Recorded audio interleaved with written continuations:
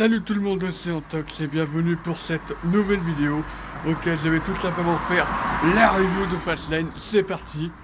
Euh, on va commencer par dire la carte. On a eu Mandy, Mandy Rose contre Asuka pour le titre de SmackDown Live. On a eu un match par équipe pour le titre de SmackDown entre les Usos, Shane O'Mac et le Miz. Enfin, Shane O'Mac, Shane McMahon, bien sûr. On a eu également un autre match par équipe pour les titres féminins cette fois.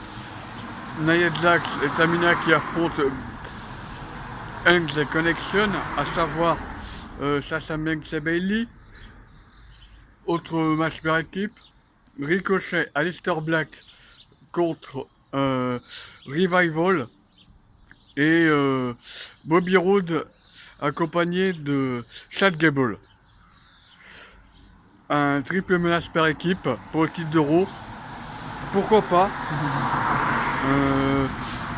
Après, au main event, on a eu le Shield qui a affronté Baron Corbin, Drew McIntyre et Bobby Lashley. Après, on a eu un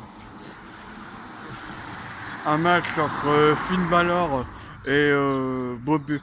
Non, pas Finn Balor. Qu'est-ce que je raconte ça? C'était à Elimination Chamber, ça. Kofi Kingston contre The Bar en handicap match. On a eu également un match pour le titre des États-Unis. Un match à 4. À la base, c'était censé être un match entre Rey Mysterio et Andrade Cien Almas, mais Vince McMahon il a changé la carte. Et pareil, Kevin Owens a affronté Daniel Bryan. Enfin, il était censé affronter Daniel Bryan, mais Mustafa Ali s'est ajouté au match. Eh bien, même si la carte n'était pas très attirante, mais bordel, le show était bon. Alors, très bon show. Après, il y a eu quelques flops, notamment le handicap match qui ne sert strictement à rien. Mais à part détruire Kofi Kingston, c'est tout ce que ça a fait. Il y a eu aussi le match New Day entre Shinsuke Nakamura face à Shinsuke Nakamura et Rusev, mais ça n'a servi à rien aussi. Voilà. Victoire de... Alors, on va commencer par le premier match. C'était, si je dis pas de bêtises, c'était New Day justement contre Shinsuke Nakamura et Rusev. Victoire de New Day. Ensuite, match titre par équipe entre Shane O'Mac, Shane McMahon et le Miz face à Jay et Jimmy Uso.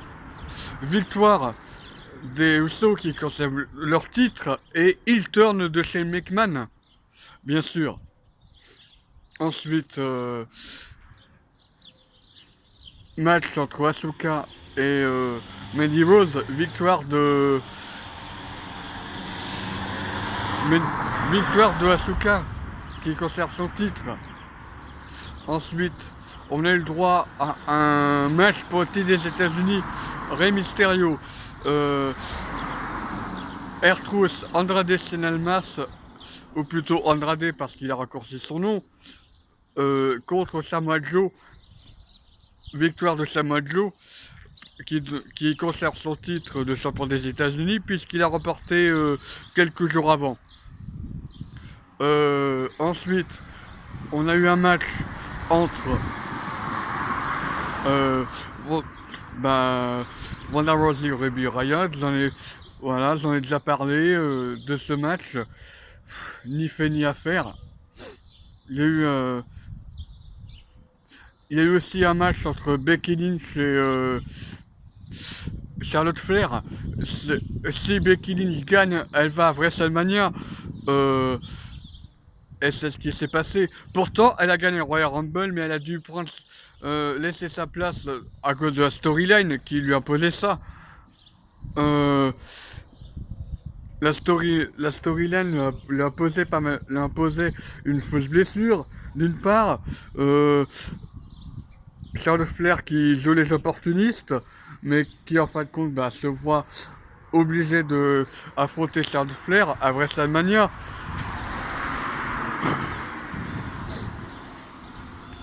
Ensuite, Kofi Kingston contre The Bar. Est-ce que j'ai besoin de parler de ce match? Non.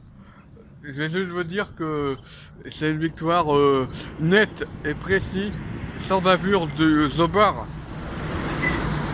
Même si Kofi Kingston a fait de très bons gauntlet match, Kofi Kingston a tout approuvé.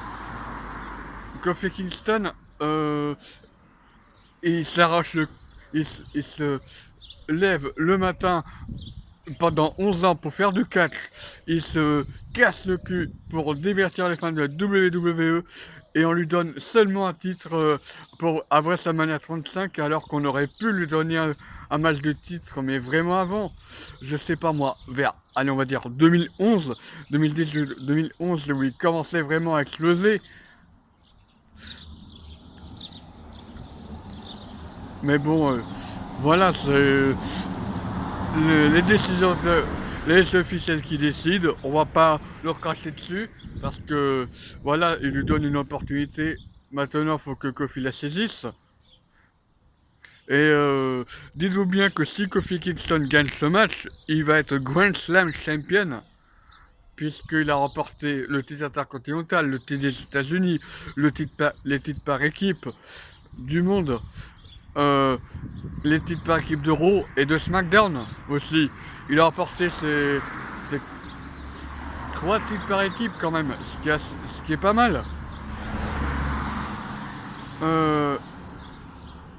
Bon, il n'a pas remporté le Money in the Bank, même s'il a participé en faisant des bons spots, il n'a pas remporté le Royal Rumble non plus, même s'il a des spots mémorables. Kofi Kingston,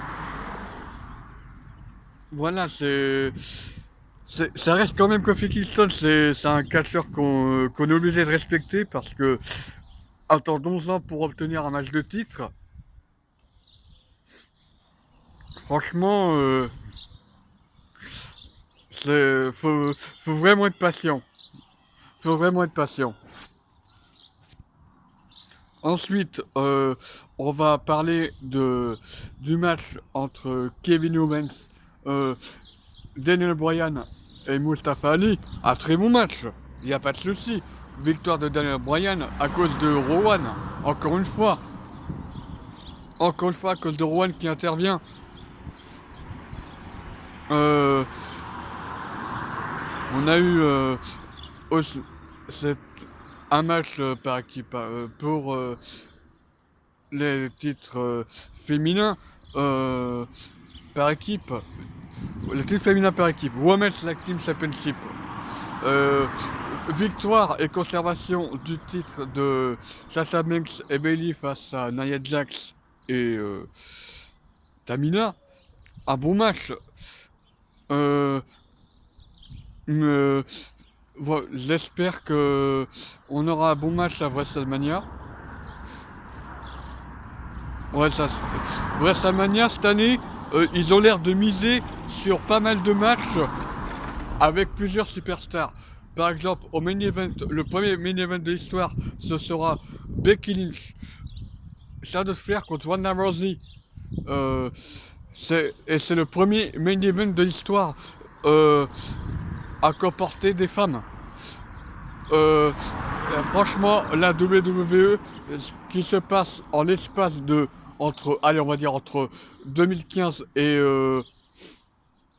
WrestleMania 2004 qui correspond à l'arrivée de Becky Lynch et Charlotte Flair dans le main roster avec Sasha Banks. Il y a eu également les premiers matchs à stipulation pour les femmes. Bon, il y en a déjà eu par le passé, je pense notamment au I Quit match, mais c'était limite c'était plus un match technique et I Quit match qu'un match brut. Ils ont des matchs classiques du genre des. Mais ils ont pas de match. Ils n'avaient pas de. Les femmes avant la Women's Revolution, elles n'avaient pas de match à caractère violent, si je peux dire ça comme ça, genre des table matchs, des matchs de 16, des Hell in a 16, des Steel Cage matchs. Elles n'avaient pas ça avant. Depuis la Women's Revolution, ça existe. Même les Money in the Bank ladder match, même les TLC, franchement, c'est un énorme pas en avant. Et là, tu mets un match à triple menace en main event de WrestleMania, mais là, c'est l'apothéose, là. Certes, je fais un blabla sur le Women's Revolution, mais il faut en parler, les amis. Faut en parler. Faut en parler. Enfin, c'est pas le meilleur match de la soirée, mais voilà, on va en parler aussi. La dernière du Shield. Oui, les amis. Roman Reigns avait fait son retour il y a 2 semaines avant la formation du Shield. Je pense que, évidemment, Mathieu a fait de WWF France avait fait un coup de gueule. Je pense, en vrai, je pense savoir pourquoi ils ont fait ça. Déjà, il y a Roman Reigns qui a fait son retour, d'une part, et il y a la storyline avec Dean Ambrose. Je pense que c'est fait exprès. Et c'est aussi pour donner du crédit à Rollins qui affronte Brock Lesnar. Il y a 3 raisons. Après, ils n'ont pas. Il y a 3. Après, en y réfléchissant, quand on voit ce qui se passe avec la WWE, il n'y a pas grand chose de logique en ce moment. Dean Ambrose aurait dû être heel. Il aurait dû finir une rivalité avec Rollins et se retrouve à combattre avec Rollins parce que reformation du Shield avec Roman Reigns. Et truc qui est pas logique, c'est que pendant la rivalité, Rollins-Ambrose avait brûlé le gilet du Shield, la veste du Shield. Donc encore une fois, la WWE n'est pas logique. Voilà. Si je peux donner une note au show, globalement, je vais être sympa. Je vais mettre 14 sur 20. Peut mieux faire. Peut mieux faire. On l'a déjà vu lors du vrai Rumble, ce que ça a donné, peut mieux faire. Le flop, les 2 flops que je donnerais, ce sont le match par équipe de Raw, pour le titre de Raw. Les revivals, parce que les revivals sont mal utilisés et pourtant ils gagnent en pay-per-view. Où est la logique? Le match du Shield qui est en main event, alors que pour moi ça aurait dû être, je sais pas moi, Kevin Owens contre Daniel Bryan. Et le match handicap improvisé. Ça c'est le pourquoi du négatif. Voilà. Sur ce, on se retrouve pour la vidéo pronostic de WrestleMania. On se retrouve avec Maxime, c'est sûr. Il y aura 2 parties pour la vidéo pronostic de WrestleMania. Je pense qu'on fera une seule et même partie pour la review. Parce qu'il y aura pas mal de choses à dire. Salut tout le monde!